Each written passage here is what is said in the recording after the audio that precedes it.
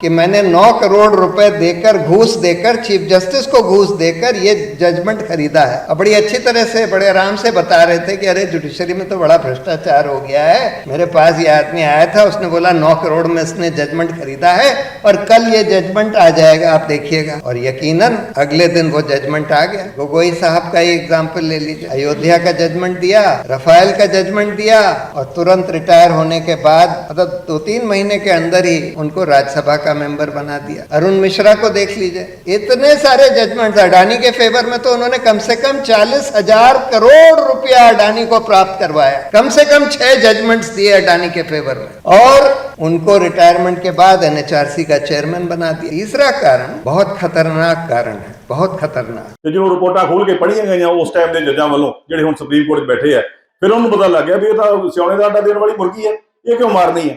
ਉਹਨਾਂ ਨੇ ਉਹ ਮੁਰਗੀ ਦੱਬ ਕੇ ਆਪ ਚੀਫ ਜਸਟਿਸ ਬਣਿਆ, ਫਿਰ ਸੁਪਰੀਮ ਕੋਰਟ ਗਿਆ, ਠੀਕ ਹੈ। ਉਸ ਤੋਂ ਬਾਅਦ ਰਿਪੋਰਟਾਂ ਜਿਹੜੀਆਂ 5 ਸਾਲ ਇੱਕ ਅਗਲੀ ਤਰੀਕ 35 जज इन्वॉल्व है इनसे आगे। उसमें इंसाफ को बैठा दिया ये अरुण मिश्रा, जो हमारे हाथ धोकर पीछे पड़े थे कि उसको, प्रशांत भूषण को तो जरूर जेल भेजो कंटेम्प्ट वाले केस में। उनको रिटायरमेंट के बाद नेशनल, पहले तो उनको 9 महीने अपना सरकारी मकान 1 महीने में खाली करना होता है। सारे रूल्स को किनारे लगाकर 9 महीने अपना सरकारी जज का मकान रखने दिया रिटायरमेंट के बाद भी। फिर उनको नेशनल ह्यूमन राइट्स कमीशन का चेयरमैन बना दिया। उसके बाद क्या करते हैं वो, ओडीजी के नाम में लए जो, फिर वो तो 3 दिन बारी मैंने घरों चक लिया इन्होंने। एक जी कंटैम्प्ट सी 6 महीने वास्ते सजा कर दी, दूजी मेरे सिर ते खड़ी है, तीजा एक परचा दर्ज कराया हुआ है। एक क्राइम दे विच सजा मैं कटिया है, 2 जो पेंडिंग है, जिहड़ा गुनाह एक ही है। ये तो हालात है साडे। 72 जज्जां दी बदली हुई है हाई कोर्ट दे अंदर, 72 दे विचों 4 साडी हाई कोर्ट दे है। और मैं 8-10 जज्जां बारे गल करदा हुंदा सी बाई ने, उन्हां चों चारे दे चारे हो, ठीक है। इस गल नूं 2 महीने हो गए, ट्रांसफर जिहड़ियां लागू नहीं होईयां वो उवें दा उवें है रुकिया होया। पर कल की होया, कल उन्हां 74 या 72 बदलियां चों 16 बदलियां इंप्लीमेंट हुईयां, सिर्फ 16, और साडे चारे गए, साडे वाले चारे बदल गए। इत्थों हिसाब लाओ भी ये हालात की है। मैं क्वेश्चन करदा, आवाज मेरी बहुत दूर तक जानी है कि लोगों को जनतक किया जाए कि इन्हां नूं प्रमोशन दी गई है कि इन्हां नूं सजा दी गई है। दूसरी तरफ जो बाकी इंस्टीट्यूशंस बने थे, रेगुलेटरी इंस्टीट्यूशंस जिनको हम कहते हैं, इलेक्शन कमीशन या सीएजी या नेशनल ह्यूमन राइट्स कमीशन, इनको भी पूरी तरह से ध्वस्त कर दिया गया है, सरकार के अधीन कर दिया गया। अभी आपने खबर पढ़ी होगी कि सीएजी के कुछ अफसरों ने ये हाईवेज बन रही थी उस पर बहुत बड़े घोटाले हो रहे थे। यानी कि एक हाईवे में तो जितना सैंक्शनड अमाउंट था उसका 25 गुने से भी ज़्यादा पैसा दे दिया गया। उन घोटालों को उन्होंने उजागर किया। अब उन ऑफिसर्स को, काफ़ी सीनियर लेवल के ऑफिसर्स हैं, उन ऑफिसर्स का ट्रांसफ़र कर दिया गया है, क्योंकि जो सीएजी जो टॉप आदमी है वो सरकार के कब्ज़े में है। सीएजी एक ऐसा इंस्टीट्यूशन है जो ओवर द ईयर्स काफ़ी उसमें एक डेप्थ और इंस्टीट्यूशनल इंडिपेंडेंस आ गई थी। लेकिन ऊपर का आदमी इनके कंट्रोल में अगर होता है, इन्हीं का आदमी अगर होता है, वो मुर्मू साहब गुजरात से लाए गए हैं, सभी गुजरात से लाए जा रहे हैं आजकल, तो उन्होंने इन लोगों का ट्रांसफ़र ऑर्डर कर दिया। नेशनल ह्यूमन राइट्स कमीशन के बारे में तो जितना कम कहें उतना अच्छा है। उसमें इंसाफ को बैठा दिया ये अरुण मिश्रा, जो हमारे हाथ धोकर पीछे पड़े थे कि उसको, प्रशांत भूषण को तो ज़रूर जेल भेजो कंटेम्प्ट वाले केस में। उनको रिटायरमेंट के बाद नेशनल, पहले तो उनको 9 महीने अपना सरकारी मकान 1 महीने में खाली करना होता है। सारे रूल्स को किनारे लगाकर 9 महीने अपना सरकारी जज का मकान रखने दिया रिटायरमेंट के बाद भी। फिर उनको नेशनल ह्यूमन राइट्स कमीशन का चेयरमैन बना दिया।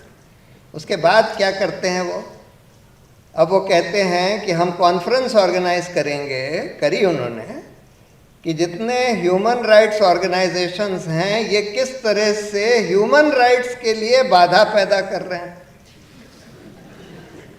यानी मणिपुर में कुछ नहीं करेंगे, कहीं और ये सब जो बुलडोजर चल रहा है उस पर कुछ नहीं करेंगे, लेकिन इस पर कॉन्फ्रेंस करेंगे कि ये ह्यूमन राइट्स ऑर्गेनाइजेशंस क्यों किस तरह से बाधा पैदा कर रहे हैं ह्यूमन राइट्स के लिए। इलेक्शन कमीशन का तो सुप्रीम कोर्ट ने फॉर्चुनेटली एक ऑर्डर कर दिया कि अब आगे से कम चयन जो है इलेक्शन कमिश्नर्स का पूरी तरह से सरकार के हाथ में नहीं रहेगा। Prime minister, leader of opposition और चीफ जस्टिस की एक कमेटी सिलेक्शन करेगी, लेकिन उसको भी ख़त्म करने के लिए एक दूसरा कानून सरकार ने पेश किया है कि चीफ जस्टिस को हटाकर एक minister to be nominated by the prime minister, यानी कि एक प्राइम मिनिस्टर, एक उनका मिनिस्टर, एक लीडर ऑफ ऑपोजिशन, यानी मेजॉरिटी सरकार की, और वो लोग जिसको चाहें अपॉइंट कर लें। जब ये केस की हियरिंग शुरू हुई तो मैंने बोला था कोर्ट से कि देखिए एक इलेक्शन कमीशन की पोस्ट खाली है, एक इलेक्शन कमिश्नर अभी खाली है, अब आप इंटरिम ऑर्डर से उसका भी ऑर्डर कर दीजिए कि उसकी नियुक्ति इसी तरह से होनी चाहिए, इस तरह की कमेटी से। उन्होंने बोला ठीक है, हम सोचेंगे। थर्सडे को ये बात हुई, नेक्स्ट हियरिंग ट्यूसडे को थी, नेक्स्ट ट्यूसडे।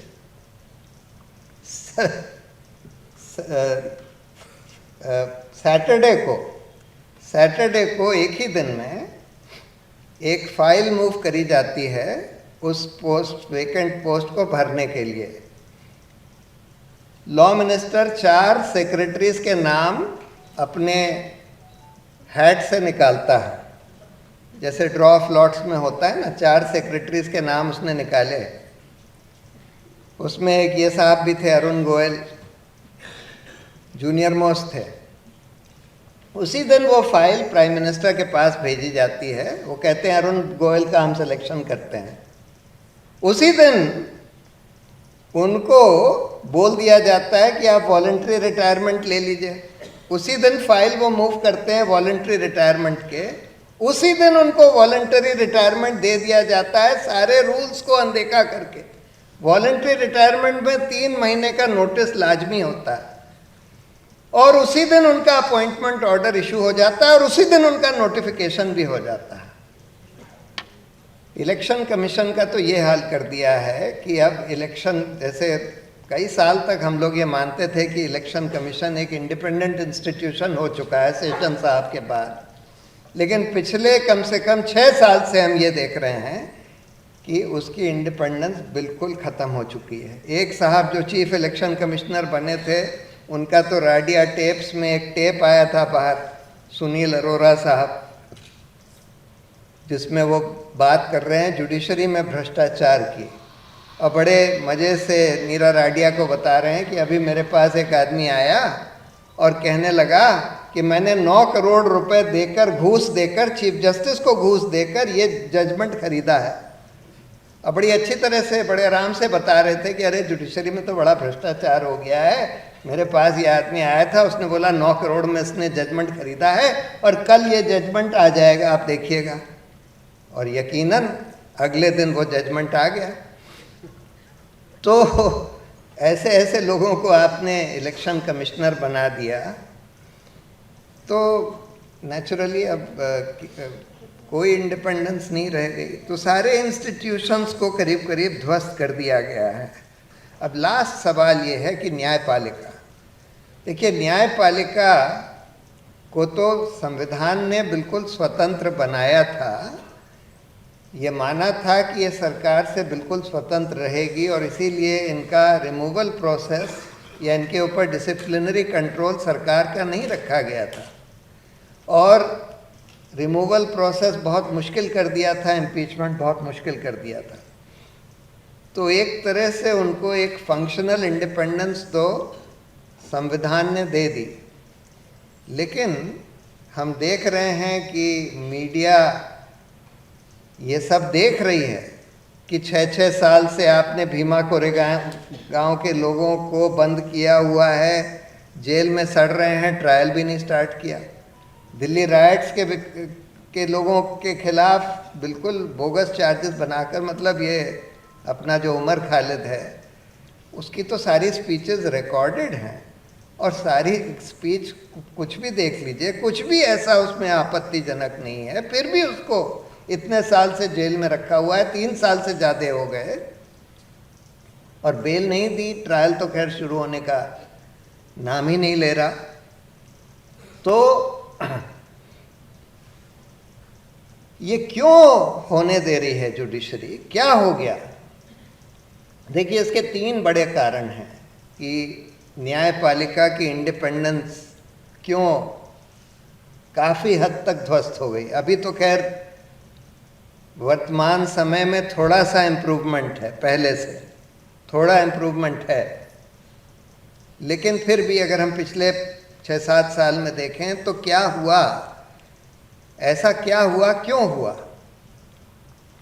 एक कारण तो ये है जिसको हम कहते हैं कि the lure of post retirement jobs, जिसके बारे में अरुण जेटली ने भी बोला था कि post retirement jobs influence pre retirement judgements.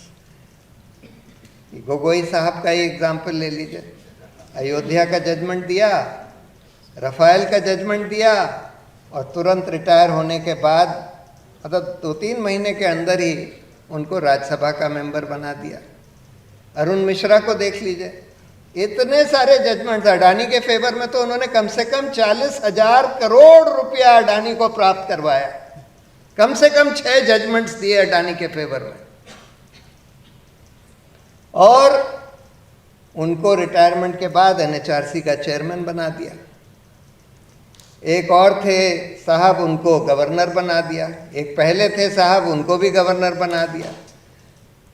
तो एक तो ये प्रॉब्लम है।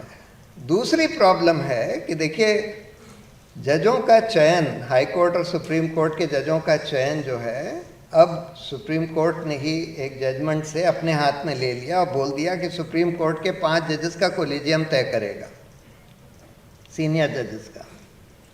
लेकिन वो तय भी कर देते हैं तो सरकार नियुक्ति ही नहीं करती। अगर उनको लगता है कि भाई ये आदमी तो स्वतंत्र होगा, हमारी बात नहीं मानेगा, तो उसका वो नोटिफिकेशन ही नहीं इशू करते।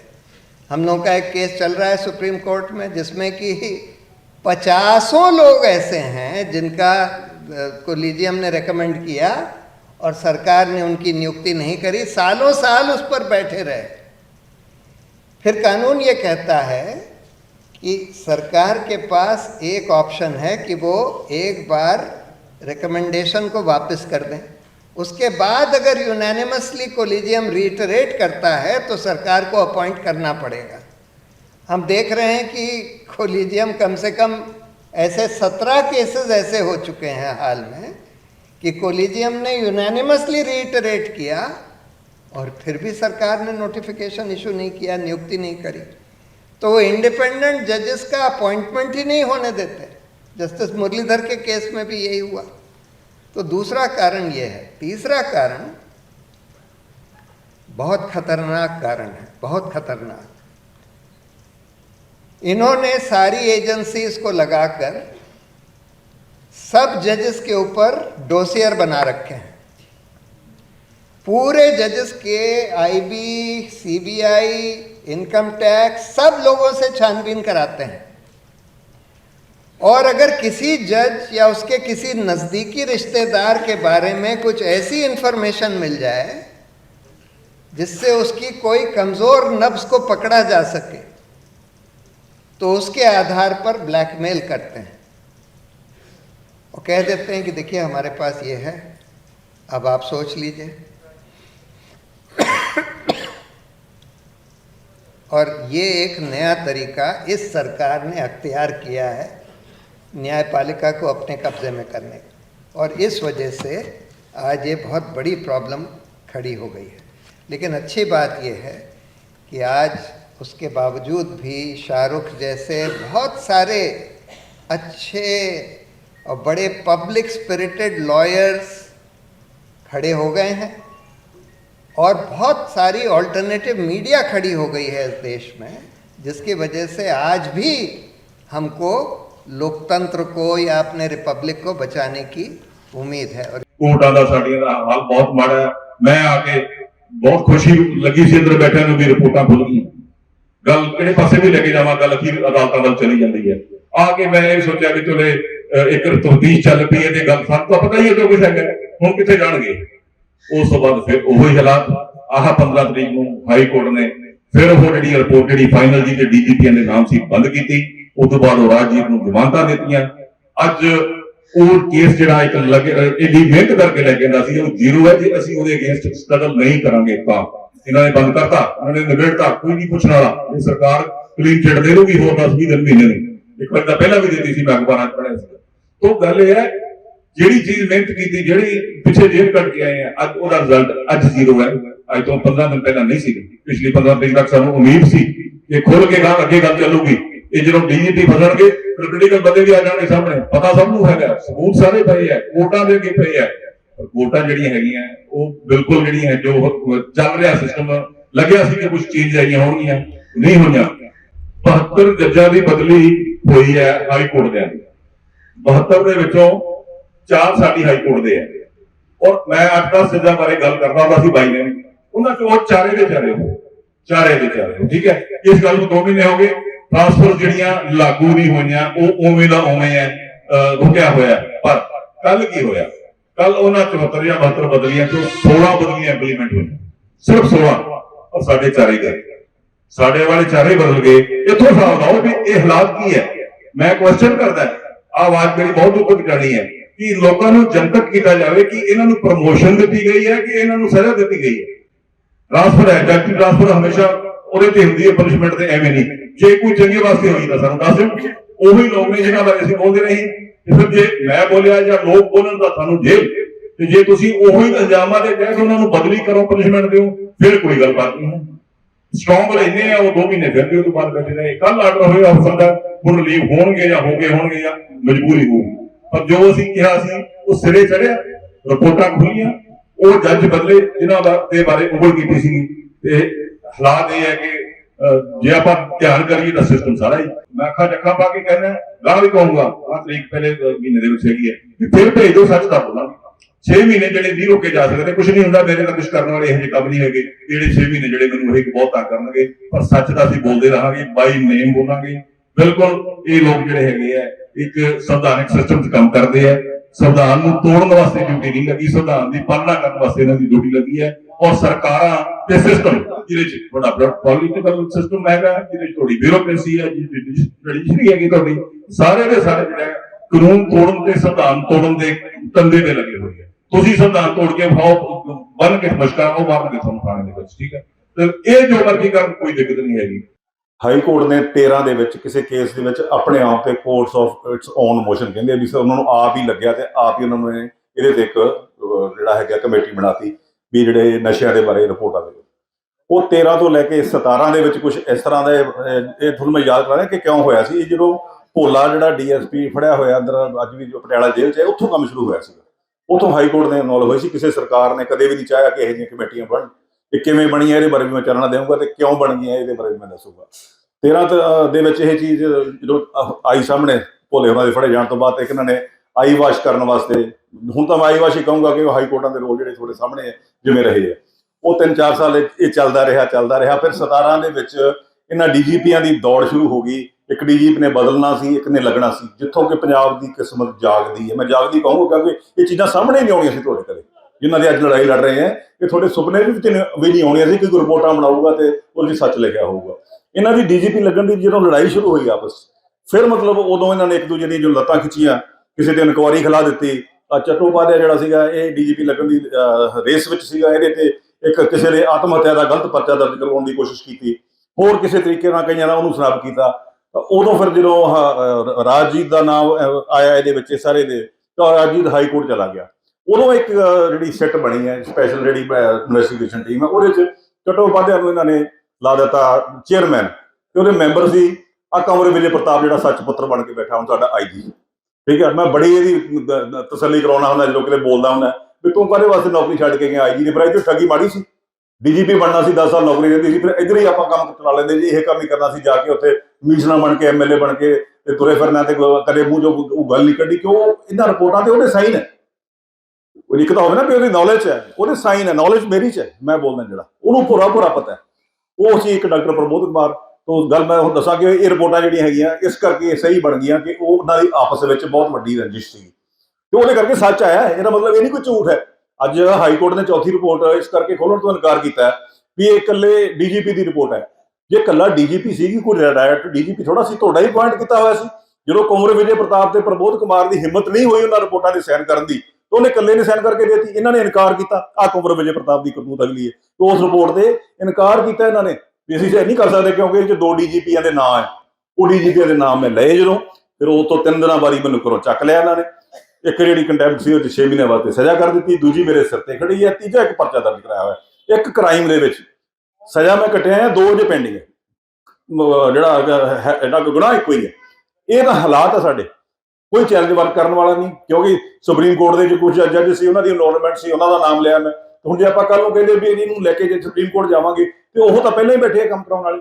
ਤਾਂ ਮੈਨੂੰ ਤਾਂ ਅਗਲੇ ਵਾਰੀ 1-2 ਯਾਤਰਾਵਾਂ ਇਹੋ ਜਿਹੀਆਂ ਹੋਰ ਵੀ ਕਰਨੀਆਂ ਪੈਣੀਆਂ। ਤਾਂ ਗੱਲ ਵਾਪਸ ਆਉਣਾ ਉਸ ਤੇ ਵੀ ਇਹ ਰਿਪੋਰਟਾਂ ਤਾਂ ਬਣੀਆਂ ਕਿ ਇਹਨਾਂ ਦੀ ਆਪਸ ਦੇ ਵਿੱਚ ਖਹਿਬਾਜ਼ੀ ਸੀਗੀ, ਉਹ ਖਹਿਬਾਜ਼ੀ ਕਰਕੇ ਉਹ ਸਾਹਮਣੇ ਆ ਗਈਆਂ। ਫਿਰ ਜਦੋਂ ਰਿਪੋਰਟਾਂ ਉਹ ਆਈਆਂ ਟੇਬਲ ਤੇ 18 ਦੇ ਵਿੱਚ, ਤੇ ਜਦੋਂ ਰਿਪੋਰਟਾਂ ਖੋਲ ਕੇ ਪੜ੍ਹੀਆਂ ਗਈਆਂ ਉਸ ਟਾਈਮ ਦੇ ਜੱਜਾਂ ਵੱਲੋਂ ਜਿਹੜੇ ਹੁਣ ਸੁਪਰੀਮ ਕੋਰਟ 'ਚ ਬੈਠੇ ਆ, ਫਿਰ ਉਹਨੂੰ ਪਤਾ ਲੱਗ ਗਿਆ ਵੀ ਇਹ ਤਾਂ ਸਿਆਣੇ ਦਾ ਆਟਾ ਦੇਣ ਵਾਲੀ ਮੁਰਗੀ ਹੈ, ਇਹ ਕਿਉਂ ਮਾਰਨੀ ਹੈ।